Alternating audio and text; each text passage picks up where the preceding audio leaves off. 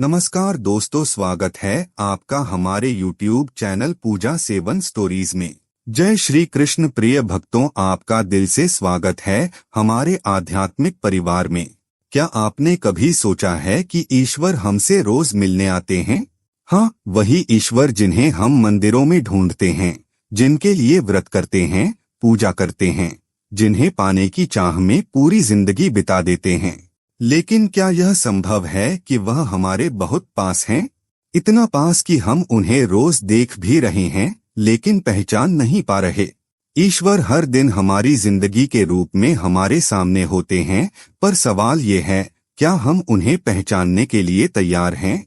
असल में ईश्वर को देखने के लिए आंखों से ज्यादा हमें अपने मन की आंखें खोलनी पड़ती हैं। हमारी चेतना को, हमारी आत्मा को सजग बनाना पड़ता है। जब हम भीतर की ओर यात्रा शुरू करते हैं, जब हम मौन होते हैं, तब हमें उस आवाज की झलक मिलती है जो हर रोज कहती है, मैं तेरे साथ हूँ। इस वीडियो में हम जानेंगे वो 8 संकेत जिनसे पता चलता है कि ईश्वर हमसे रोज मिलते हैं, हमारे अनुभवों, भावनाओं, रिश्तों और हालातों के माध्यम से। अंत तक बने रहिए, शायद आज आप उस ईश्वर को पहचान जाएं जिसे आप सालों से खोज रहे हैं। पहला संकेत, जब कोई बिना कहे आपकी तकलीफ समझ जाए। कभी कभी जब हम टूट चुके होते हैं, बोलने की हिम्मत नहीं होती और आंखें सब कुछ बयां कर रही होती हैं, तब अचानक कोई व्यक्ति पास आता है, बिना कुछ पूछे सिर्फ इतना कहता है, सब ठीक हो जाएगा। वह इंसान नहीं, ईश्वर होता है। ईश्वर हमेशा बड़े रूप में नहीं आते, वे सादगी में छिपे होते हैं। जब आपकी माँ बिना बताए आपको खाना परोस देती है, जब आपका दोस्त आपकी आंखों की नमी को पढ़ लेता है, जब कोई अजनबी आपकी मदद कर देता है, ये संयोग नहीं, संकेत हैं। हर अनुभव में ईश्वर का अंश छुपा है। ये वे ही पल होते हैं जो हमें झकझोरते हैं, जो हमें एहसास कराते हैं कि कोई है जो हमें बिना कहे समझता है। यह वही शक्ति है जो हमारे भीतर बोलती है, हमें सहारा देती है। जब कोई आपको बिना मांगे सहारा दे, समझ जाए, गले से लगा ले, तब समझ लीजिए ईश्वर खुद आपको छूने आए हैं। जब कोई आपकी आंखों की नमी देखकर चुपचाप आपके पास बैठ जाए, तो समझिए वह केवल इंसान नहीं, ईश्वर का दूत है। क्योंकि ईश्वर शब्दों में नहीं, भावनाओं में उतरते हैं। जो बिना कहे आपको समझ ले, वो कोई आम इंसान नहीं, ईश्वर की उपस्थिति का जीवंत प्रमाण होता है। दूसरा संकेत, जब भीतर से कोई आवाज कहे, हार मत मानो। कभी कभी हम पूरी तरह हार चुके होते हैं। बाहर से सब ठीक लगता है, पर अंदर से हम टूट चुके होते हैं। तब अचानक हमारे भीतर से एक आवाज आती है, एक बार और कोशिश कर। वह आवाज आपकी नहीं होती, वह ईश्वर की होती है। ईश्वर मौन में बोलते हैं, शोर में नहीं। जब आप चुप होते हैं, उदास होते हैं, तब वह भीतर से ताकत बनकर उभरते हैं। यह आवाज कभी किसी किताब के शब्दों से आती है, कभी किसी पुराने गाने से, कभी किसी याद से जो अचानक मन में आ जाती है। यह एक संकेत है, ईश्वर आपसे बात कर रहे हैं। वो चाहते हैं कि आप आगे बढ़ो, गिरो नहीं। जब भी आपको लगे कि अब सब खत्म हो गया, बस रुको, आंखें बंद करो और उस अंदर की आवाज को सुनो। वो कहती है, मैं हूं ना। वो आवाज तब आती है जब आप बिल्कुल चुप होते हैं, बाहर से भी और अंदर से भी। जब मन का शोर खत्म होता है, तब आत्मा बोलती है, और आत्मा में ही ईश्वर है। यह आवाज ईश्वर की प्रेरणा है, जो आपको गिरने नहीं देती, थकने नहीं देती। तीसरा संकेत, जब कोई अनजान व्यक्ति मदद कर जाए। एक सुनसान रास्ता, गाड़ी बंद हो गई है, कोई मदद नहीं मिल रही, तभी अचानक कोई आता है, मदद करता है और चला जाता है, नाम तक नहीं पूछता।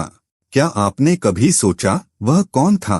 वह ईश्वर था, जो हर बार किसी न किसी रूप में आपकी सहायता करने आता है। भगवान शिव कहते हैं, ईश्वर हर जीव में है।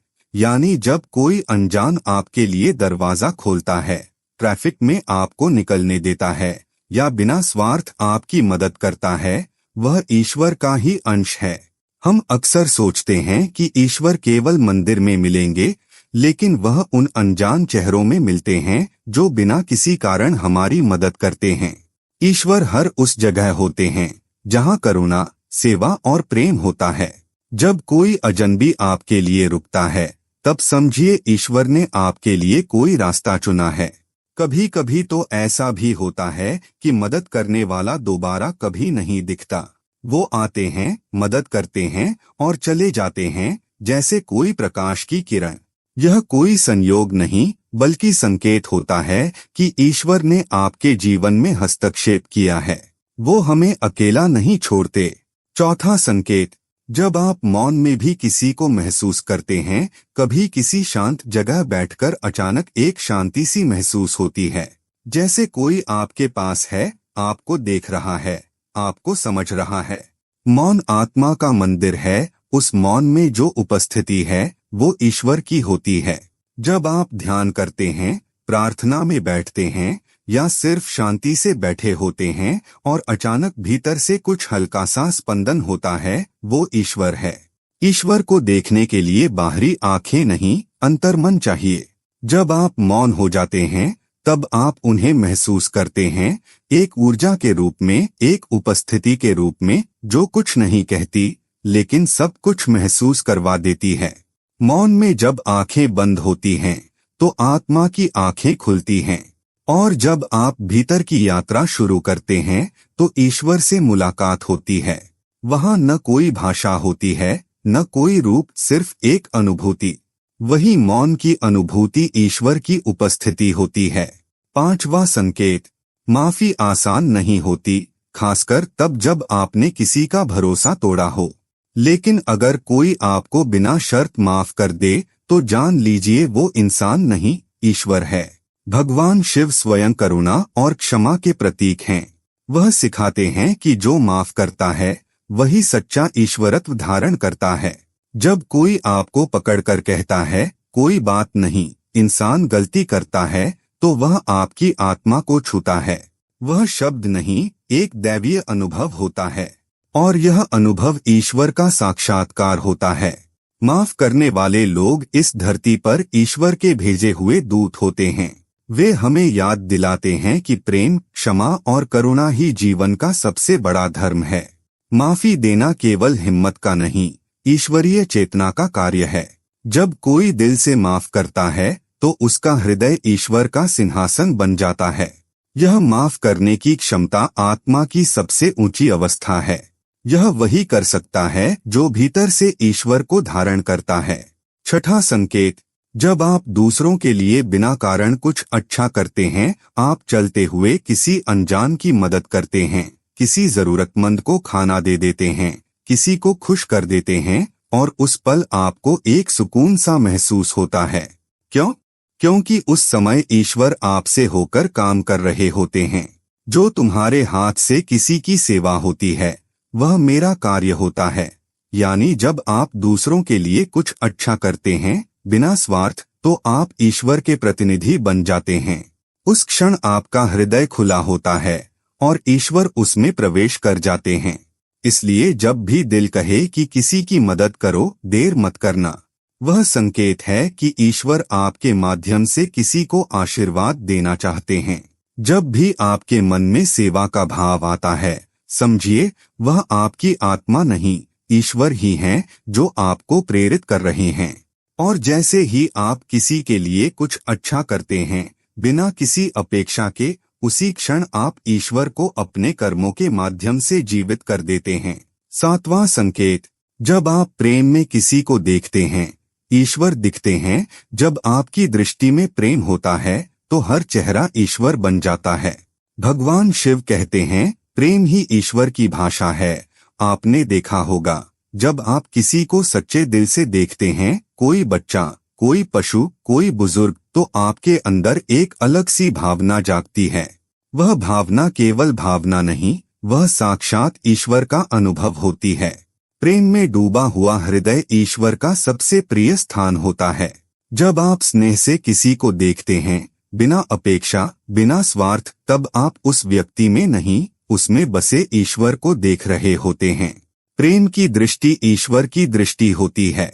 जब आप सच्चे प्रेम से किसी को देखते हैं तो आप उस इंसान के भीतर की दिव्यता को महसूस करने लगते हैं।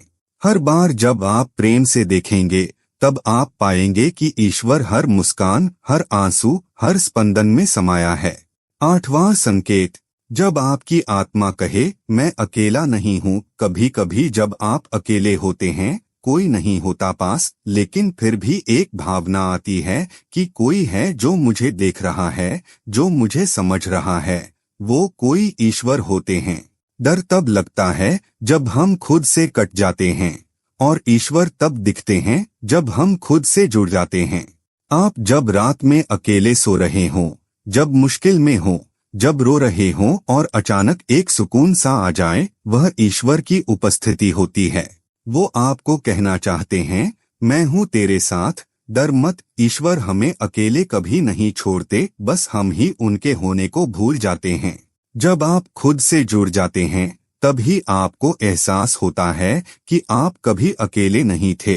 आपकी हर सांस, हर धड़कन के साथ कोई और भी चल रहा था।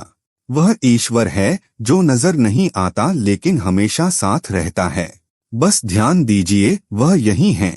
9वां संकेत, जब कोई साधारण पल आपके भीतर कुछ असाधारण जगा दे। कभी कभी ऐसा होता है कि आप रोजमर्रा के किसी बहुत ही सामान्य क्षण में एक गहरा सुकून महसूस करते हैं, जैसे सुबह की चाय पीते हुए अचानक आपको शांति का अनुभव हो, या किसी पुराने गाने की एक पंक्ति आपके भीतर कहीं गूंज जाए, या किसी बच्चे की मुस्कुराहट देखकर आपकी आंखें नम हो जाएं। ये कोई आम क्षण नहीं होते, ये ईश्वर के स्पर्श होते हैं। ईश्वर चमत्कार में नहीं, साधारणता में रहते हैं। वही साधारण क्षण जो बाकी लोगों के लिए आम हैं, एक जागरूक आत्मा के लिए ईश्वर की उपस्थिति का प्रमाण बन जाते हैं। जब कोई किताब का एक पन्ना आपको अंदर तक हिला दे, जब कोई व्यक्ति बिना कुछ कहे आपको जीवन की गहराई समझा दे, जब कोई दृश्य आपको भीतर से बदल दे, तब समझ लीजिए कि वो अनुभव नहीं, ईश्वर की योजना थी। ईश्वर हमेशा किसी तामझाम के साथ नहीं आते। वे एक स्पर्श, एक एहसास, एक पल में उतर जाते हैं। जरूरी बस इतना है कि हम संवेदनशील हों, खुले हों, मौन हों, क्योंकि जब जीवन का कोई साधारण क्षण असाधारण अर्थ दे जाए तो वह ईश्वर की सीधी उपस्थिति होती है। तो अब सवाल यह नहीं है कि ईश्वर हमसे मिलते हैं या नहीं। सवाल यह है, क्या हम उन्हें पहचान पा रहे हैं? ईश्वर कोई चमत्कार नहीं है जो आकाश से उतरेंगे। वह साधारणता में छुपे होते हैं। एक माँ की ममता में, एक मित्र की मुस्कान में, एक बूढ़े की आशीर्वाद भरी आंखों में। वो हर पल हमारे पास होते हैं, बस हमें अपनी दृष्टि बदलनी होती है। तुम्हारी पूरी जिंदगी एक ध्यान बन जाए, यही योग है। यानी हर क्षण, हर कर्म, हर अनुभव में अगर हम सजग हैं तो हर पल ईश्वर का साक्षात्कार होता है। तो आज से एक नई शुरुआत कीजिए। ईश्वर को अपने भीतर खोजिए। जब आप प्रेम करेंगे, सेवा करेंगे, मौन होंगे, तब ईश्वर आपको खुद में दिखेंगे। क्योंकि ईश्वर हमसे रोज मिलते हैं। सवाल है, क्या हम उनसे मिलने के लिए तैयार हैं? उम्मीद करते हैं कि आपको इस वीडियो से कुछ नया जरूर सीखने को मिला होगा। आपको वीडियो कैसी लगी हमें कमेंट बॉक्स में जरूर बताएं। अगर वीडियो के दौरान मुझसे कोई गलती हो गई हो तो मैं माफी चाहता हूं। दोस्तों, हमारे चैनल पर और भी अच्छी वीडियोस है, उन्हें भी जाकर आप जरूर देखें। लिंक जो है वह आप डिस्क्रिप्शन बॉक्स में चेक कर सकते हैं। जो अक्सर डेली हमारी वीडियोस देखते हैं, उन सभी का दिल से शुक्रिया। दोस्तों, अगर आपको ये वीडियो अच्छा लगा तो कृपया करके वीडियो को लाइक और कमेंट बॉक्स में हर हर महादेव जरूर लिखें और वीडियो को शेयर जरूर करें और चैनल को सब्सक्राइब करें। धन्यवाद। ओम नमः शिवाय।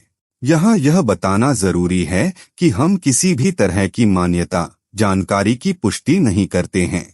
किसी भी जानकारी या मान्यता को अमल में लाने से पहले संबंधित विशेषज्ञ से सलाह लें। वीडियो को अंत तक देखने के लिए आप सभी का बहुत बहुत धन्यवाद।